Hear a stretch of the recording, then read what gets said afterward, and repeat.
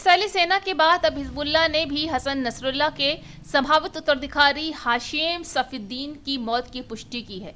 जी हाँ, हिजबुल्लाह ने भी समूह के कार्यकारी परिषद के प्रमुख हाशिम सफीउद्दीन की मौत की पुष्टि की, जहां हिजबुल्लाह ने एक बयान में कहा है कि इस महीने की शुरुआत में बेरूत पर इजराइल हवाई हमले में सफीउद्दीन की मौत हो गई। हालांकि हिजबुल्लाह ने हमले की तारीख का उल्लेख नहीं किया।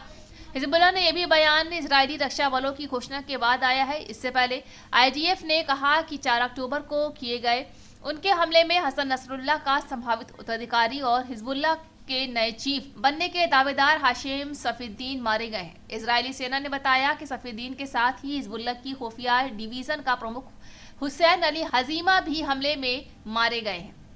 बता दें कि इजरायली सेना ने हाशिम की मौत की पुष्टि करते हुए एक बयान में बताया कि बीते 4 अक्टूबर को बेरूत स्थित हिजबुल्लाह के भूमिगत खुफिया मुख्यालय को निशाना बनाकर हमला किया गया था।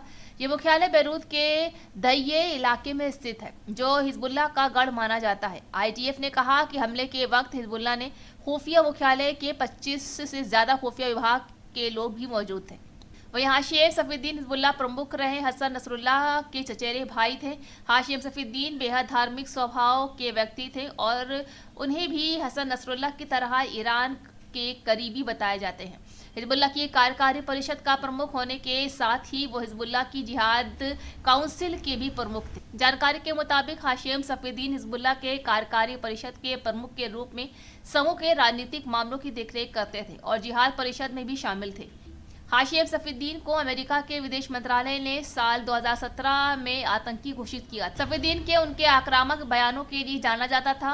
एक समाचार एजेंसी के मुताबिक एक अंतिम संस्कार में हाशिम सफीउद्दीन ने इजराइल के खिलाफ एक बड़ी धमकी दी थी कि दुश्मन को रोने के लिए तैयार रहना चाहिए। विशेषज्ञों का कहना है कि नसरुल्लाह हिजबुल्लाह की कई परिषदों में नेतृत्व की भूमिकाओं के लिए सफीउद्दीन को तैयार कर रहे थे, जिनमें से कुछ सार्वजनिक रूप से कम दिखाई देते हैं। हाशिम सफीउद्दीन अमेरिकी नीति के खिलाफ भी मुखर रहा करते थे, विशेष रूप से ट्रंप प्रशासन के तहत अमेरिकी कार्रवाइयों की आलोचना भी करते थे।